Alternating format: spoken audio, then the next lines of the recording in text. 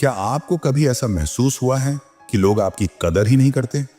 आप उनसे अच्छा बर्ताव करते हैं, मदद करते हैं, लेकिन वही लोग आपकी बात काट देते हैं, आपकी भावनाओं को हल्के में लेते हैं, यहां तक कि मजाक बना जाते हैं। अक्सर कहा जाता है, मुस्कुरा कर टाल दो, नजरअंदाज कर दो। लेकिन सच्चाई यह है कि बार बार चुप रहना या सब कुछ सह जाना लोगों को यह यकीन दिला देता है कि आप कमजोर हैं, और फिर धीरे धीरे लोग आपकी मौजूदगी को ही इग्नोर करने लगते हैं। आज की दुनिया में अच्छाई को अक्सर कमजोरी समझा जाता है। हर इंसान आगे निकलने की होड़ में है, और इस चक्कर में जो लोग शांत रहते हैं या खुद को मजबूती से पेश नहीं कर पाते, वो भीड़ में दब जाते हैं। लेकिन चाणक्य कहते थे, जो व्यक्ति अपनी गरिमा खुद नहीं बढ़ाता, उसे समाज कभी सम्मान नहीं देता। इसका मतलब साफ है, अगर आप अपनी इज्जत खुद बनाना नहीं सीखते तो लोग आपको कभी वो इज्जत नहीं देंगे जिसकी आप हकदार हैं। अब सवाल उठता है, आखिर करें तो क्या करें? कैसे हम अपनी सीमाएं तय करें? कैसे लोगों को यह महसूस कराएं कि हमारी भावनाएं, हमारी बात और हमारी मौजूदगी की कीमत है? जवाब छुपा है चाणक्य की नीतियों में। इस वीडियो में मैं आपको बताने वाला हूं 17 ऐसे दमदार और असरदार तरीके जिन्हें अपनाकर आप न सिर्फ अपनी कद्र खुद बढ़ा पाएंगे, बल्कि दूसरों को भी मजबूर कर देंगे कि वे आपकी बात ध्यान से सुनें, आपकी राय की वैल्यू करें और आपको वो सम्मान दें जिसके आप सचमुच हकदार हैं। ये तरीके सिर्फ चाणक्य नीति से प्रेरित नहीं हैं, बल्कि इनमें मनोविज्ञान और प्रैक्टिकल लाइफ एक्सपीरियंस का भी मेल है। तो अगर आप भी थक चुके हैं बार बार की बेइज्जती से और चाहते हैं कि अब लोग आपको हल्के में न लें, बल्कि आपके सामने झुककर सम्मान करें, तो ये वीडियो आपके लिए है। और हाँ, आखिर तक जरूर देखिएगा, क्योंकि अंत में मैं आपको एक खास बोनस टिप दूंगा जो आपकी लाइफ को नई दिशा और नया आत्मविश्वास देगा। पहला सबक, जरूरत के वक्त ही बोलो। कई लोग सोचते हैं कि ज्यादा बोलना समझदारी की निशानी है, लेकिन सच यही है कि जरूरत से ज्यादा बोलने वाला व्यक्ति अपनी ही बातों की अहमियत खो देता है। अगर आप हर जगह हर समय बिना मांगे अपनी राय देने लगते हो, तो लोग आपको गंभीरता से लेना बंद कर देते हैं। उन्हें लगता है कि यह व्यक्ति बस बोलने के लिए बोलता है, इसके शब्दों में कोई वजन नहीं होता। जब कोई हर बात में कूदता है, बिना सही मौका सोचे बोलता है, तो उसकी छवि एक मुंहफट इंसान की बन जाती है, जिसकी बातें सुनकर लोग हंसते जरूर हैं, लेकिन अंदर से कहते हैं, अरे छोड़ो, ये तो हर वक्त कुछ ना कुछ बोलता ही रहता है। यही वजह है कि जब आप अपनी बात को सोच समझकर सही मौके की गंभीरता के साथ ठीक समय पर रखते हो, तो आपकी बात सुनी भी जाती है और मानी भी जाती है। आप कुछ बोलो, लेकिन तब बोलो जब उसकी जरूरत हो, और ऐसा बोलो जो सीधे दिल और दिमाग में उतर जाए। सोचो 2 बार, बोलो 1 बार। यह सिर्फ एक कहावत नहीं है, बल्कि एक जीवन की सीख है जो आपकी बातों को असरदार बनाती है। अगर आप बार बार हर वक्त बोलते रहोगे, तो आपकी बात का वजन खत्म हो जाएगा। लोग आपको सुनना भी पसंद नहीं करेंगे। लेकिन जब आप चुप रहते हो और केवल तभी बोलते हो जब वाकई जरूरत हो, तो आपकी चुप्पी भी लोगों को सोचने पर मजबूर कर देती है। और जब आप बोलते हो, तो लोग ध्यान से सुनते हैं। अब इसे चाणक्य नीति से समझते हैं। आचार्य चाणक्य ने एक बार कहा था, मूर्ख की पहचान यही है कि वह बिना मांगे सलाह देता है। चाणक्य ने जीवन भर मौन की ताकत को समझा और सिखाया। उन्होंने अपने शिष्य चंद्रगुप्त मौर्य को राजनीति, युद्ध और कूटनीति सिखाते हुए बार बार यह कहा कि शब्दों का इस्तेमाल तलवार की तरह करो, कम लेकिन असरदार। एक रणनीतिकार को हर समय बोलने की जरूरत नहीं होती, बल्कि यह जानना होता है कि कब बोलना है, कितना बोलना है और किसके सामने बोलना है। अगर चाणक्य हर सभा में, हर मंत्री के सामने हर समय बोलते रहते, तो कोई भी उनकी बात को गंभीरता से नहीं लेता। लेकिन जब वे बोलते थे, तो पूरा राज दरबार शांत हो जाता था, क्योंकि सब जानते थे अब जो भी कहा जाएगा उसमें गहराई और मतलब दोनों होंगे। आपकी भी जिंदगी कुछ ऐसी ही है। अगर आप चाहते हो कि लोग आपकी बातों को अहमियत दें, आपकी राय को सम्मान दें, तो आपको सीखना होगा कब चुप रहना है और कब बोलना है। यह कोई एक दिन में आने वाली आदत नहीं है, इसे समय लगेगा। लेकिन जब एक बार आप यह कला सीख जाओगे, तो आपकी चुप्पी भी आपकी ताकत बन जाएगी। याद रखो, हर वक्त बोलने वाला आदमी लोगों की जुबान पर होता है, लेकिन दिलों में नहीं। और जो दिलों में जगह बनाते हैं, वे वही होते हैं जो सही मौके की नब्ज पहचान कर बोलते हैं। इसलिए अगर आप सच में अपनी इज्जत बनाना चाहते हो तो बोलने से पहले सोचो क्या बोलना है, कितना बोलना है और क्यों बोलना है। दूसरा सबक, शांति से घूरना, मौन दृष्टि। यह एक सूक्ष्म लेकिन बहुत ताकतवर तरीका है। आपके पास मौजूद सबसे छुपा और असरदार हथियार, एक साइलेंट स्टेयर, ना कोई शब्द, ना कोई जोरदार प्रतिक्रिया, बस एक शांत स्थिर नजर। जब कोई आपकी बेइज्जती करता है तो यह सरल कदम पूरी ताकत का संतुलन बदल सकता है। चाणक्य भी कहते थे कि शक्ति का सबसे बड़ा प्रमाण संयम है। जो अपनी भावनाओं को नियंत्रित कर ले वह सबसे बड़ा विजेता होता है। यही वजह है कि मौन नजर बेइज्जती करने वाले को असहज कर देती है। क्यों काम करता है? क्योंकि जो लोग आपकी बेइज्जती करते हैं वे आपकी प्रतिक्रिया से अपना अहंकार बढ़ाते हैं। उन्हें आपका गुस्सा, डर या हताशा चाहिए, लेकिन जब आप उनकी हरकत का जवाब शांति और मौन के साथ देते हैं तो उनका संतुलन बिगड़ जाता है। वे अपने बर्ताव का सामना करने के लिए मजबूर हो जाते हैं और अक्सर अपनी ही गलती के बोझ तले लड़खड़ा जाते हैं। एक छोटी कहानी। मैं एक मीटिंग में था जहां एक शख्स बार बार मेरी बात काट रहा था। पहले मैंने नम्रता से बोलने की कोशिश की, लेकिन वह नहीं रुका। तब मैंने चाणक्य के उस सिद्धांत को याद किया जिसमें वे कहते हैं कि गुस्से में निर्णय मूर्खता है और शांति में विजय। मैंने कुर्सी पर पीछे झुककर हाथ क्रॉस करके उसकी आंखों में बिना पलक झपकाए शांत नजर से देखा। माहौल बदल गया। वह असहज हो गया, अपनी बात का क्रम खो बैठा और बाकी मीटिंग में मुझे टोका नहीं। उस मौन दृष्टि ने वह कर दिखाया जो शब्द नहीं कर पाते। यह तरीका सिर्फ सामने वाले को असहज करने का जरिया नहीं है, बल्कि यह आपको भी याद दिलाता है कि आप अपनी भावनाओं को किसी के सामने खोलने के लिए मजबूर नहीं हैं। मौन नजर एक घोषणा है, मैं खुद की इतनी इज्जत करता हूं कि तुम्हारे खेल में नहीं पड़ता। तीसरा सबक, खुद को समझाने की आदत छोड़ें। हम में से बहुत से लोग इस जाल में फंस जाते हैं। हर बात का जवाब देने की जरूरत महसूस करना। आप कोई फैसला लेते हैं और आलोचकों का झुंड सामने आ जाता है। तुमने ऐसा क्यों किया, या क्या यह सही था? चाणक्य कहते हैं जो लोग स्वयं पर भरोसा करते हैं उन्हें दूसरों को सफाई देने की जरूरत नहीं पड़ती। बुद्धिमान वही है जो अपने विवेक से कार्य करता है, समाज की मंजूरी से नहीं। लोग सवाल इसलिए करते हैं क्योंकि आपकी आजादी उनकी सहूलियत को चुनौती देती है, पर उनकी असुविधा आपकी जिम्मेदारी नहीं। जब आप खुद को समझाने लगते हैं तो आप अपनी ताकत दूसरों को सौंप देते हैं और उन्हें सवाल करने का मौका देते हैं। जितना आप समझाने की कोशिश करते हैं उतना ही वे और सवाल करते जाते हैं। मैंने जब अपने करियर को बदलकर अपने जुनून का पीछा किया तो मुझे भी कई सवाल सुनने पड़े। शुरू में मैंने सोचा समझा दूंगा तो वे मान जाएंगे, लेकिन उल्टा हुआ। फिर मैंने चाणक्य की बात याद की, जो खुद पर विश्वास करता है उसे किसी की मंजूरी की जरूरत नहीं। जब किसी ने पूछा तुमने नौकरी क्यों छोड़ी, मैंने बस कहा क्योंकि मुझे ऐसा करना था, और बात वहीं खत्म हो गई। खुद को समझाने की आदत छोड़ देना आपको आजादी देता है। यह कहता है मुझे अपने फैसले पर भरोसा है, तुम्हारी मंजूरी की जरूरत नहीं। आत्मविश्वास से भरी चुप्पी कभी कभी किसी भी सफाई से ज्यादा ताकतवर होती है। चौथा सबक, शांति सबसे बड़ा हथियार और रणनीति। कभी कभी बेइज्जती का सबसे ताकतवर जवाब होता है कोई जवाब ना देना। चुप रहना कमजोरी नहीं, बल्कि सोच समझकर लिया गया फैसला है, और यह ऐसा संदेश देता है जो शब्द कभी नहीं दे सकते। चाणक्य ने कहा था मूर्ख से विवाद करना उस जलते हुए अंगारे को पकड़ने जैसा है जिसमें जलना तय है। यही वजह है कि बहस में पड़ना नुकसानदेह होता है और चुप रहना ही समझदारी है। यह क्यों काम करता है? क्योंकि बेइज्जती तब तक बढ़ती है जब तक आप उस पर प्रतिक्रिया देते रहते हैं। जब कोई आपको नकारात्मकता में घसीटने की कोशिश करता है तो वह आपकी प्रतिक्रिया चाहता है, झगड़े या अपने व्यवहार का औचित्य सिद्ध करने की। लेकिन जब आप जवाब नहीं देते, उनके शब्द हवा में लटक जाते हैं। वे अपने बर्ताव की जिम्मेदारी खुद उठानी पड़ती है। मैंने एक ऐसे इंसान से निपटा है जो मजाक की आड़ में दूसरों पर ताने कसता था। एक दिन उसने मेरे काम पर तीखा ताना दिया। मैंने ना कोई सफाई दी, ना जवाब दिया, बस अपनी भौं उठाई, शांत रहा और असहजता पैदा कर दी। वह हकलाने लगा, बड़बड़ाया और आखिर में चुप हो गया। उस पल ने सब कुछ बदल दिया।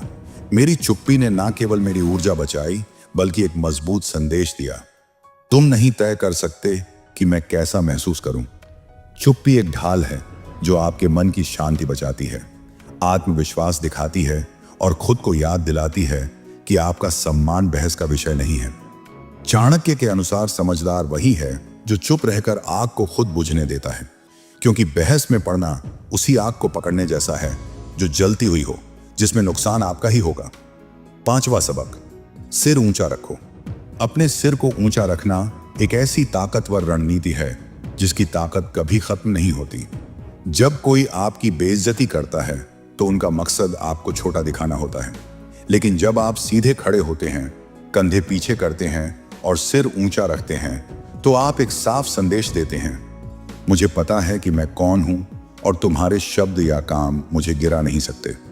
चाणक्य कहते थे, जो अपने सम्मान को ऊंचा रखता है वही सबसे बड़ा योद्धा होता है। यही आत्मविश्वास आपके अंदर छुपी ताकत को दिखाता है। आत्मविश्वास कैसे काम करता है? जो लोग आपकी बेइज्जती करते हैं वे इसी भरोसे पर फलते फूलते हैं कि वे आपको डरा या हिला सकते हैं, लेकिन जब आप झुकने या डरने से मना कर देते हैं तो आप उनके झूठे अधिकार का पर्दाफाश कर देते हैं। अगली बार जब कोई ताना मारे तो गुस्सा करने की बजाय रुक जाएं, गहरी सांस लें, सिर ऊंचा करें, उनकी आंखों में आत्मविश्वास के साथ देखें, हल्की सी मुस्कान दें और ऐसे आगे बढ़ें जैसे उनकी बात आपकी दुनिया में कोई जगह नहीं रखती। आपका यह रवैया किसी भी तंज या बहस से ज्यादा असरदार होगा। असली आत्मविश्वास मतलब किसी को कुछ साबित करना नहीं, बल्कि खुद को याद दिलाना है कि आप पहले से ही पूरे हैं। जब आप सिर ऊंचा रखते हैं तो आप इस बात को स्वीकार करते हैं कि आपके पास वो सब है जो आपको चाहिए। उनकी नकारात्मकता आपको नहीं बांधती और आपका आत्मसम्मान हमेशा अडिग रहता है। इसीलिए गर्व से चलिए, ऐसे जिए जैसे आप जानते हैं कि आप पर्याप्त हैं, क्योंकि आप सचमुच हैं। और यही शान ताकत आपका सबसे बड़ा हथियार है बेइज्जती के खिलाफ। 6वां सबक, दूरी बनाए रखना है आत्मसम्मान। कई बार बेइज्जती से निपटने का सबसे असरदार तरीका होता है एक कदम पीछे हटना। सच कहें तो हर कोई आपकी जिंदगी में सबसे करीब आने का हकदार नहीं होता। जब कोई बार बार आपकी सीमाओं को लांघता है तो यह कोई कमजोरी नहीं, बल्कि आत्मसम्मान की सबसे बड़ी जीत है। यह आपकी ऊर्जा की रक्षा करने और अपनी भलाई को प्राथमिकता देने का तरीका है। अपनी जिंदगी को एक खास जगह समझिए। जो लोग आपको सम्मान देते हैं उन्हें पूरा पास मिलता है। जो लोग ड्रामा या नकारात्मकता लेकर आते हैं उन्हें आप अपनी जिंदगी से दूर रखें। यह इतना ही आसान है। मेरे एक दोस्त की आदत थी कि वह मेरे फैसलों पर ताने मारता रहता था। शुरू में मैंने उसे नजरअंदाज किया, सोचते हुए कि मैं ज्यादा संवेदनशील हो रहा हूं, लेकिन धीरे धीरे उसकी बातें मुझे बहुत तकलीफ देने लगी। तब मैंने चाणक्य की नीति को याद किया। अपमान सहना कमजोरी नहीं, लेकिन बार बार सहना खुद को नुकसान पहुंचाने जैसा है। मैंने फैसला किया कि अब दूरी बनानी होगी। ना कोई लड़ाई, ना कोई बहस, बस दूर रहना। नतीजा यह हुआ कि मैं हल्का महसूस करने लगा, आजाद महसूस किया और मुझे एहसास हुआ कि मैं ऐसे रिश्तों का हकदार हूं जो मुझे सम्मान दें, गिराए नहीं। अपनी शांति की रक्षा करना स्वार्थ नहीं, बल्कि जरूरी है। दूरी से साफ गोई, विकास और अच्छे रिश्तों के लिए जगह बनती है। यह एक मजबूत याद दिलाता है कि आत्मसम्मान तब शुरू होता है जब आप तय करते हैं कि आप अपनी जिंदगी में किसे शामिल करेंगे। 7वां सबक, सवालों के जरिए ध्यान भटकाएं। जब कोई आपकी बेइज्जती करता है तो अक्सर वह आपको उकसाने या दबाने की कोशिश करता है, लेकिन प्रतिक्रिया देने या गुस्सा करने की बजाय आप स्थिति को पलट सकते हैं। उनसे एक सादा और सीधे सवाल पूछें, जैसे ऐसा कहना तुम्हें क्यों सही लगता है, या तुम इससे क्या हासिल करना चाहते हो। यह तरीका क्यों काम करता है? सवाल सामने वाले को सोचने पर मजबूर कर देते हैं।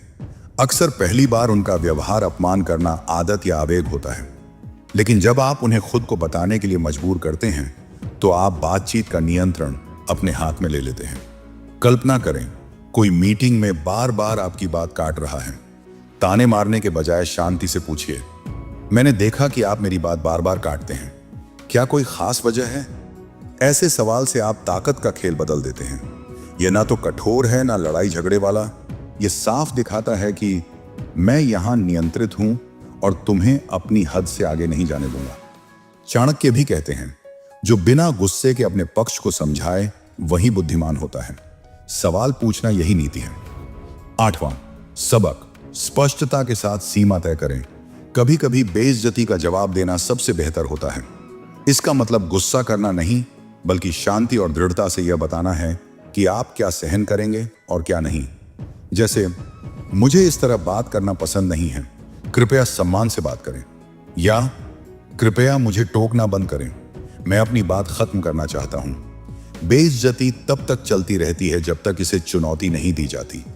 कई लोग आपकी सीमाओं को परखते हैं कि वे कितना पार कर सकते हैं, लेकिन जब आप शांत और साफ शब्दों में अपनी हद बताते हैं तो यह एक मजबूत संदेश होता है। तुम्हारा व्यवहार अस्वीकार्य है और मैं इसे सहन नहीं करूंगा। कल्पना करें, कोई दोस्त अक्सर ताने मारता है। इसे अनदेखा करने या पलटवार करने की बजाय आप कह सकते हैं, मुझे पता है कि तुम मजाक कर रहे हो, लेकिन ये बातें मुझे चोट पहुंचाती हैं। मैं चाहता हूं कि तुम मुझसे इस तरह बात ना करो। यह प्रतिक्रिया सरल, विनम्र और सीधे शब्दों में होती है। बिना गुस्सा किए सीमा तय करना आपके आत्मसम्मान और नियंत्रण को दिखाता है। यह न केवल आपकी रक्षा करता है, बल्कि दूसरों को भी सिखाता है कि वे आपको कैसे सम्मान दें। चाणक्य कहते हैं, जो अपनी मर्यादा का उल्लंघन करे उसे पहले चेतावनी दो, फिर दूरी बनाओ। यही असली ताकत है। 9वां सबक, अपमान को तटस्थ बनाना। अपमान अक्सर हमें बहुत व्यक्तिगत लगता है, लेकिन अगर हम इसे तटस्थ कर दें तो नकारात्मकता को इस तरह से देख पाते हैं कि आप उसे आराम से संभाल सकें, कभी कभी हंसी के साथ। यह आत्मविश्वास से भरा जवाब देना है जो बताता है कि उनके शब्द आपको हिला नहीं सकते। जब आप अपमान को तटस्थ तरीके से देखते हैं तो आप सामने वाले को चौंका देते हैं। आप बहस को टकराव से हटाकर अपने नियंत्रण में ले लेते हैं। कल्पना करें, कोई सहकर्मी कहता है, लगता है तुम आसान रास्ता चुन रहे हो। आप गुस्सा होने के बजाय कह सकते हैं, शायद मैं बस स्मार्ट तरीके से काम कर रहा हूं। आपके सुझाव जानकर अच्छा लगेगा कि इसे और बेहतर कैसे बना सकता हूं। यह जवाब आत्मविश्वास और सकारात्मकता दिखाता है। यह बताता है कि आपकी कीमत दूसरों की नकारात्मकता से नहीं घटती। जब लोग देखते हैं कि उनका अपमान असर नहीं करता तो वे अक्सर बंद कर देते हैं। चाणक्य कहते हैं, अगर आप दुश्मन के वार को मुस्कान में बदल सकते हैं तो आप कभी हार नहीं सकते। यही सच्ची शक्ति है। 10वां सबक, अपनी मौजूदगी पर काबू पाने के लिए शरीर की भाषा का सही इस्तेमाल करें। कई बार हमारे शब्दों से ज्यादा असर हमारी बॉडी लैंग्वेज का होता है। जब आप किसी अपमान का सामना कर रहे हो तो आपका शरीर और उसकी मुद्रा आपकी ताकत और आत्मविश्वास को दिखा सकती है। कई बार आपकी बातों से भी ज्यादा जोरदार तरीके से। कैसे करें? सीधे खड़े हों या बैठें। एक सही और मजबूत मुद्रा दिखाती है कि आप आत्मविश्वासी हैं और आसानी से दबाए नहीं जा सकते। नजरें मिलाएं। साफ और स्थिर आंखों से बात करना बताता है कि आप ध्यान दे रहे हैं और डर के आगे झुकते नहीं। यह तुरंत सम्मान दिलाने का तरीका है। शांत और नियंत्रित हाव भाव रखें।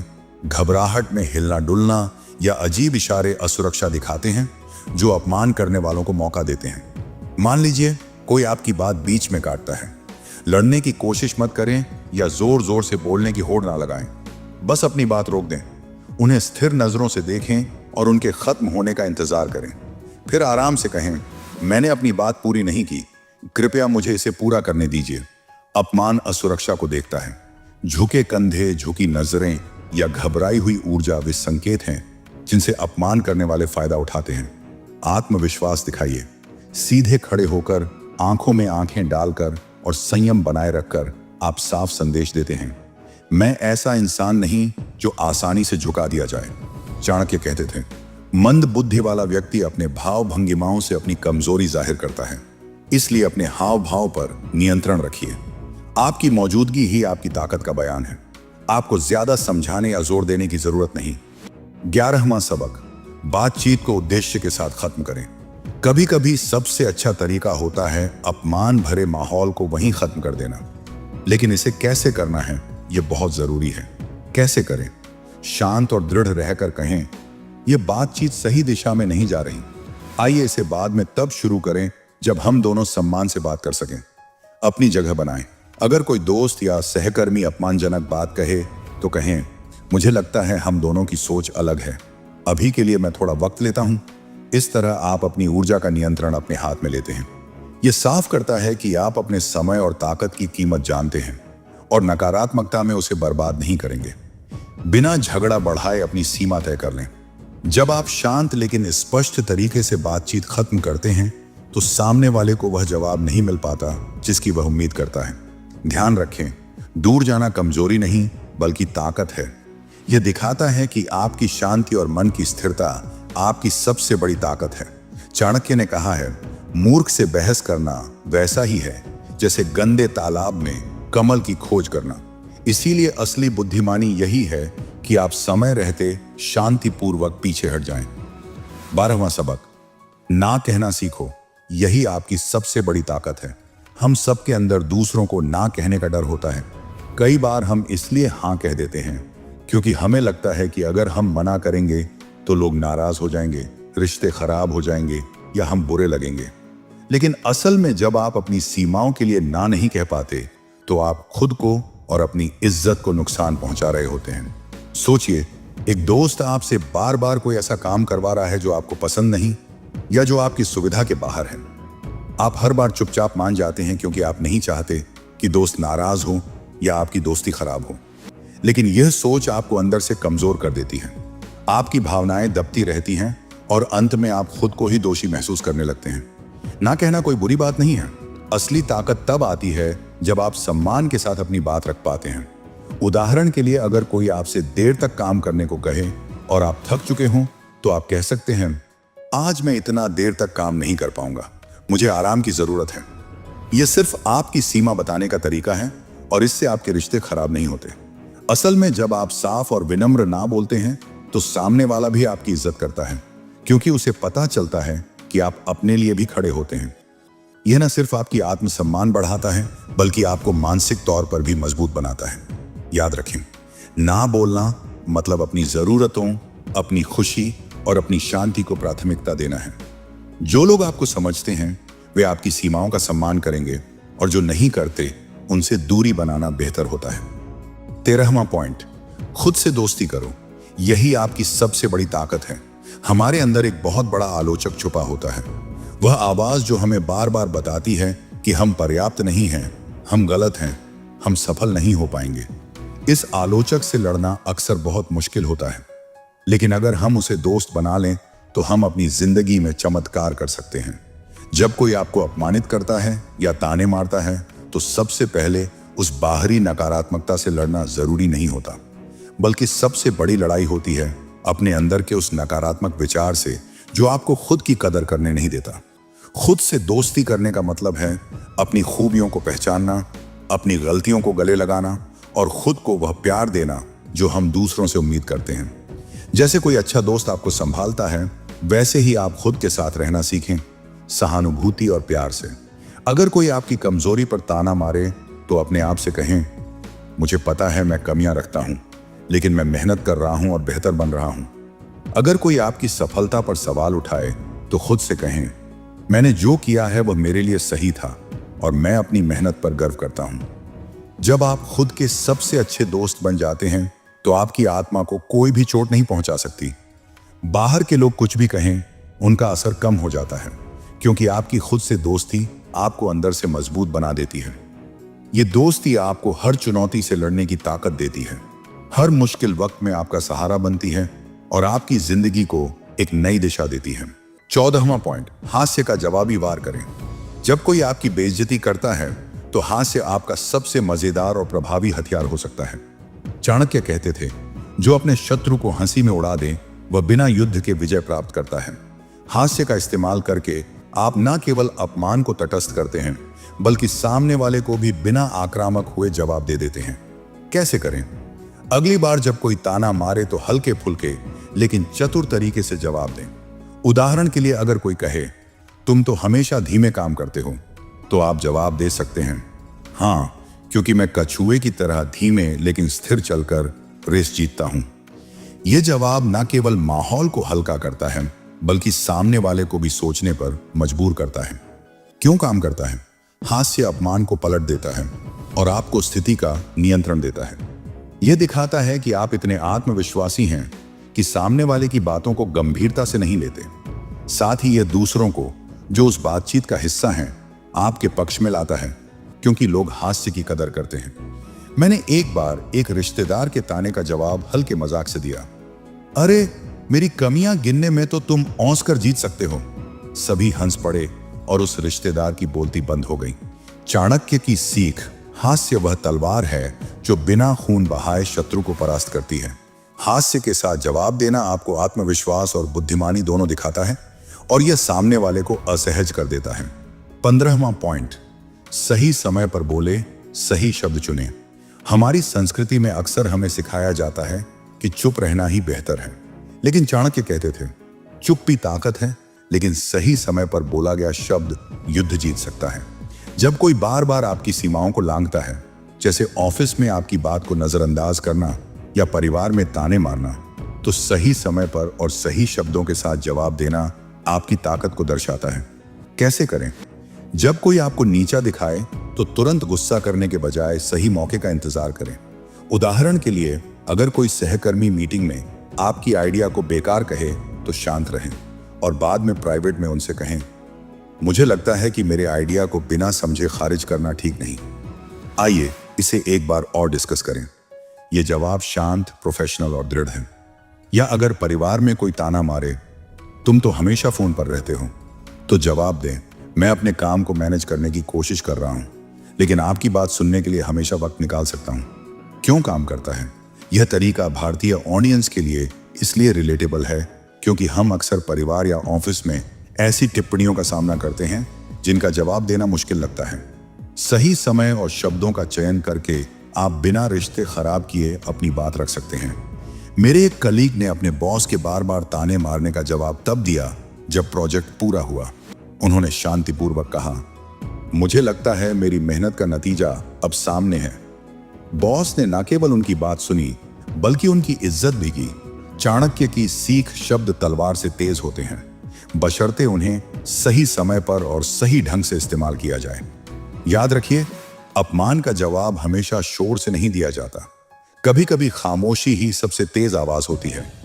अपनी इज्जत की रक्षा करना मतलब लड़ाई करना नहीं, बल्कि यह तय करना है कि आप खुद को कितना महत्व देते हैं। कभी शांत नजर से, कभी ठोस शब्दों से और कभी सिर्फ अपनी मौजूदगी से। आप वो इंसान बन सकते हैं जिसे कोई हिला नहीं सकता, क्योंकि जिस दिन आप खुद की कदर करना शुरू कर देते हैं, उस दिन से दुनिया भी आपको गंभीरता से लेना शुरू कर देती है। पॉइंट नंबर 16, अपनी ऊर्जा का सही इस्तेमाल करें। जब कोई आपकी बेइज्जती करता है तो आपकी पहली प्रतिक्रिया हो सकती है कि आप तुरंत जवाब दें या बहस में पड़ जाएं। लेकिन चाणक्य कहते हैं, अपनी शक्ति का उपयोग वहां करें जहां उसका असर हो, व्यर्थ की बहस में नहीं। अपनी ऊर्जा को बेइज्जती करने वाले की नकारात्मकता में बर्बाद करने के बजाय उसे अपने लक्ष्यों और आत्म सुधार पर लगाएं। कैसे करें? जब कोई ताना मारे या आपको नीचा दिखाने की कोशिश करे तो खुद से पूछें, क्या इस व्यक्ति की बात मेरे समय और ऊर्जा के लायक है? अगर जवाब नहीं है तो शांति से मुस्कुराएं और अपनी ऊर्जा को अपने काम, अपने जुनून या उन लोगों पर लगाएं जो आपकी कदर करते हैं। उदाहरण के लिए, अगर कोई सहकर्मी आपकी मेहनत पर सवाल उठाए तो जवाब देने के बजाय उस समय का उपयोग अपने प्रोजेक्ट को और बेहतर करने में लगाएं। आपका काम आपका सबसे बड़ा जवाब होगा। क्यों काम करता है? बेइज्जती करने वाले लोग अक्सर आपकी ऊर्जा को खींचना चाहते हैं। जब आप उनकी बातों को अनदेखा करके अपने लक्ष्यों पर ध्यान देते हैं तो आप न केवल अपनी मानसिक शांति बचाते हैं बल्कि अपनी प्रगति से उन्हें चुप भी कर देते हैं। मेरे एक दोस्त ने बताया कि जब उनके बॉस ने उनकी मेहनत को बेकार कहा तो उन्होंने जवाब देने के बजाय अपनी परफॉर्मेंस को दोगुना कर दिया। अगले प्रोजेक्ट में उनकी तारीफ हुई और बॉस को अपनी गलती का एहसास हुआ। चाणक्य की सीख, सच्ची ताकत वह है जो आपको ऊपर उठाए, ना कि वह जो आपको नीचे खींचने वालों के साथ उलझाए। अपनी ऊर्जा को सही दिशा में लगाकर आप ना केवल अपनी इज्जत की रक्षा करते हैं बल्कि अपनी जिंदगी को भी बेहतर बनाते हैं। 17वां पॉइंट, अपनी उपलब्धियों को छुपाओ मत, दिखाओ।